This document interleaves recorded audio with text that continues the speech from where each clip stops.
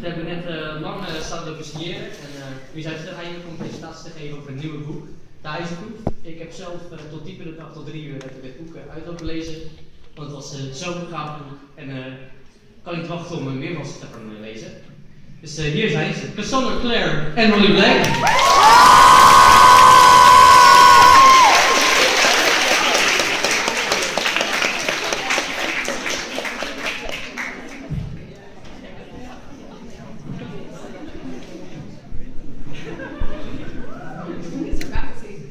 These are really bouncy.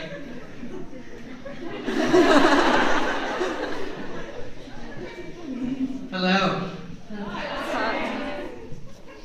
So we are going to tell you a little bit about ourselves and tell you a little bit about our new book and then answer some questions and then answer some more questions and then get kicked out. So, let's see. First, I think we have a little trailer. See? That's the book. Yes, that's our book. Here it is. Oh. Without sound though, maybe. Mm-hmm. Oh, sound.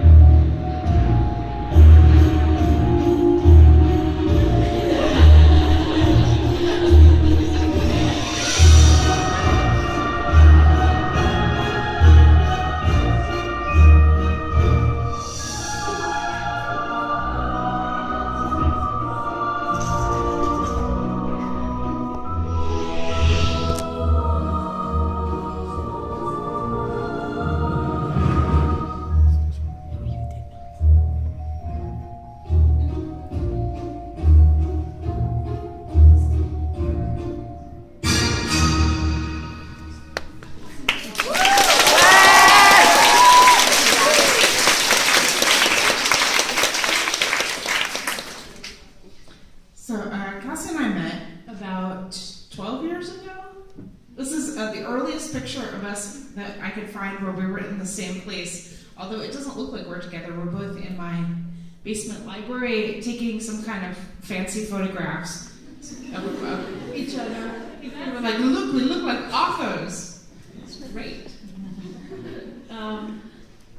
We actually met at my very first book signing.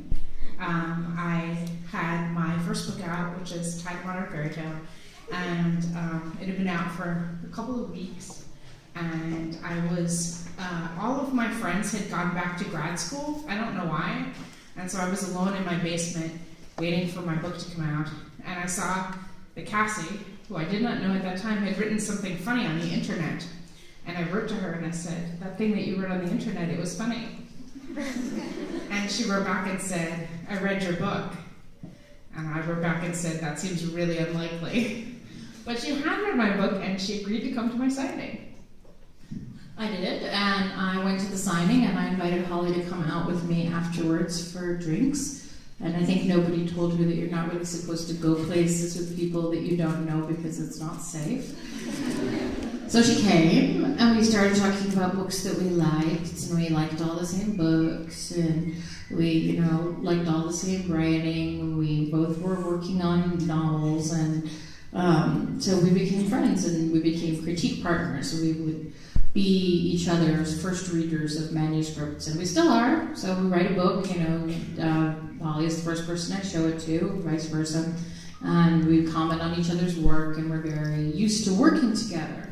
So we've been on some retreats. Sometimes we work together in strange foreign locations. There we are in Ireland with our friend Sarah Reese Brennan, and I don't know what she's doing up there. And what else?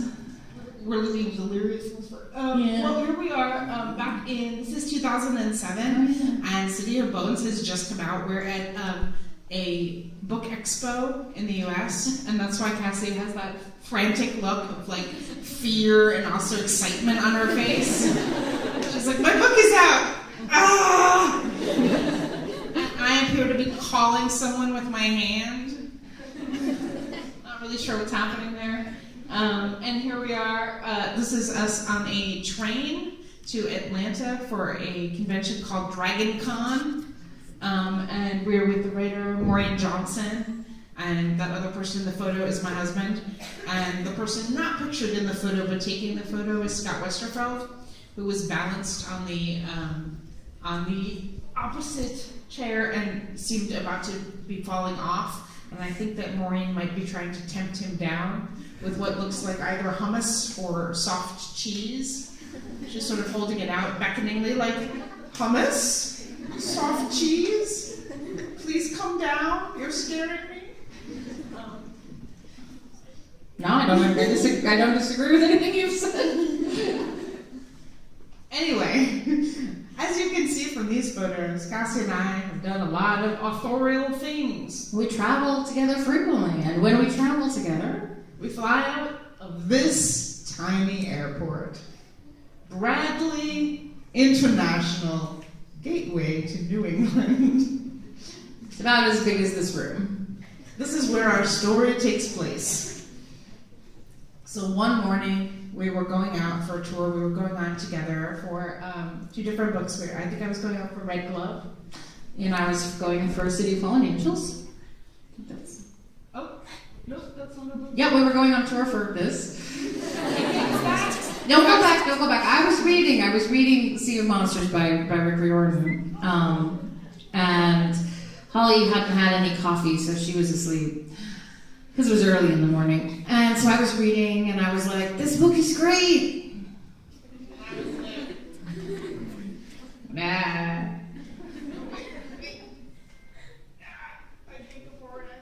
You stuck? Maybe I'm stuck. Alright, well. Actually, that's what I was thinking. I believe it was blocked by him. This book is great. This is what I was thinking. I was like, I really like books like this, you know. Like, I love writing about teenagers, but sometimes it would be fun to write about, you know, kids are a little younger and then they get older and you get to kind of watch them, you know, as they mature. And that's really great. Sure. Yep. I'm like, maybe I'll do that. Maybe you should. Like, but I don't really feel like, you know, I've never written around kids that age. I'm not sure I have what they call a voice for that, you know, age group. I've written middle grade before. I've written Spiderwick Chronicles. This is Holly as she starts to wake up slowly. And I was like, well, that's great for you, but it doesn't really help me very much. And the thing about being someone who needs a lot of caffeine is that you go from a state that is basically asleep to overexcited at a demonstration. See, the caffeine levels rise in your system, and then when you hit, all of a sudden you leap to your feet as I did at that time, but I'm not sure I can do now without tangling this cord, but I'll try. I leap to my feet. I have an idea. you? Write a book together. Okay. Right now. We can get it done by the time the plane lands. It's gonna be great. And I was like, wow, well, okay, what's this book about then? And then I said, you know, remember that idea you had a couple years ago, Holly had an idea. We talked about it, never, you know, went anywhere. And I was like, well, you know, we talked about that as a YA book, but it would work much better as a book about younger kids, work much better as middle grade. So we started talking about the idea and on the plane, and by the time that we landed, we had the whole story plotted out, and we knew the main character, and we knew what was going to happen. We did. We did. And the thing is, you know, when you have an idea, we've thought about writing together before.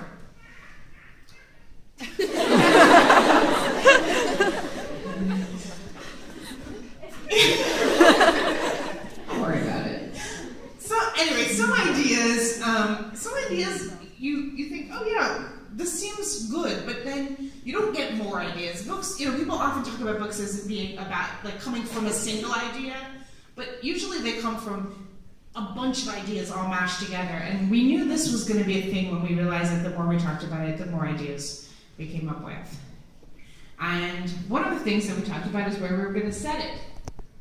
And Holly came up with the idea of setting it underground in the caves. There's a series of caves in Virginia called the Luray Caverns that she'd been to when she was a kid, and so she had the idea of setting it there because it was creepy and it was underground and it was dark and it was kind of cool, and so that was what we decided to do.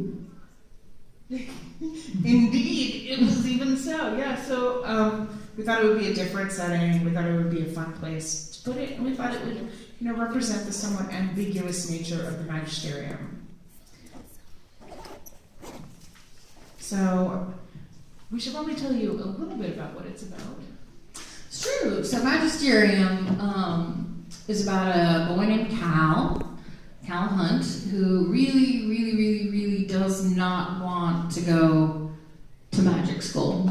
And we thought that would be fun, or I thought that would be fun because... That was her idea. That was me. Because usually in books, kids really do want to go to magic school because it seems cool and fun, but Cal believes that if he goes to magic school, he'll be murdered by the teachers because his father has told him that that's what will happen.